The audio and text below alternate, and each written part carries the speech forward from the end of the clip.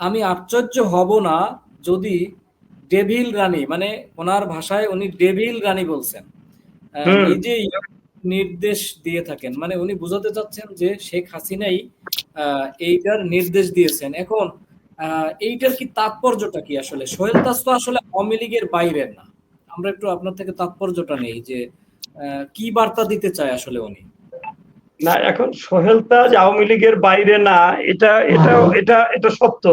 আওয়ামী লীগের বাইরে না, আমি মনে করি যে শেখ হাসিনার চাইতে সোহেল তাজরা আওয়ামী লীগের বেশি ভিতরে।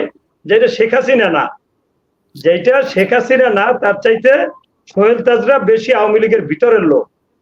এখন এক একজন মানুষের বা এক একটা পরিবারের তো থাকে। আপনি যদি জেনে থাকেন যে তাজউদ্দিন আহমেদ কিন্তু শেষ পর্যন্ত আওয়ামী লীগের থাকতে পারে নাই, শেষ পর্যন্ত কিন্তু শেখ মুজিবের সাথে সুসম্পর্ক রাখতে পারে নাই।